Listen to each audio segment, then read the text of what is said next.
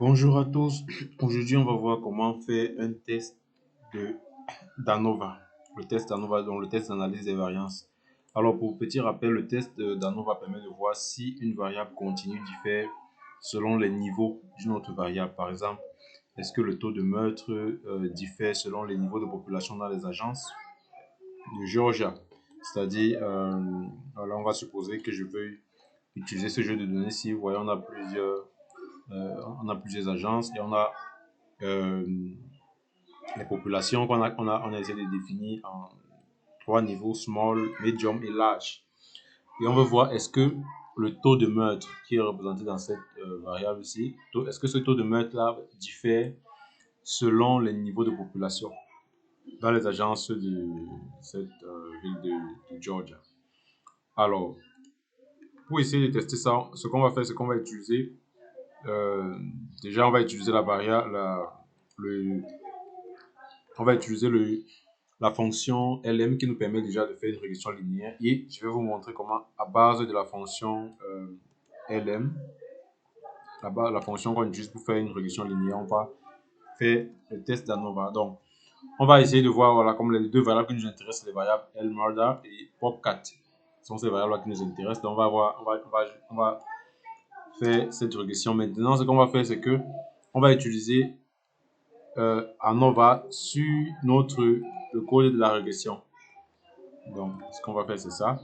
On va mettre ANOVA, on va utiliser la fonction ANOVA sur notre régression qu'on a utilisée. Et on va exécuter. Et ayant ça, ce qu'on peut faire, c'est qu'on peut simplement, on va simplement rechercher donc le résultat. Et voilà, on peut donc appliquer la fonction names pour voir quels sont les différents résultats dont il est question. Donc, on va simplement venir là et on va appliquer la fonction names en minuscule. Ok, voilà.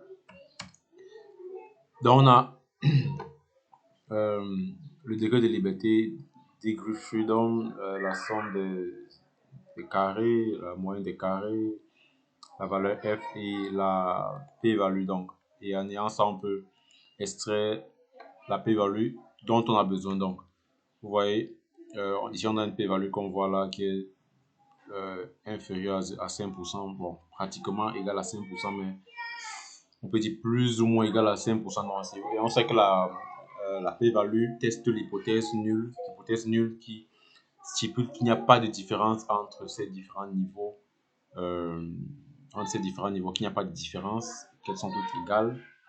Et là, on voit que le test est significatif. Donc, la différence, elle existe, mais elle est légère. C'est la raison pour laquelle, à un niveau de 5%, on a, une valeur P qui est plus ou moins égale à 5%.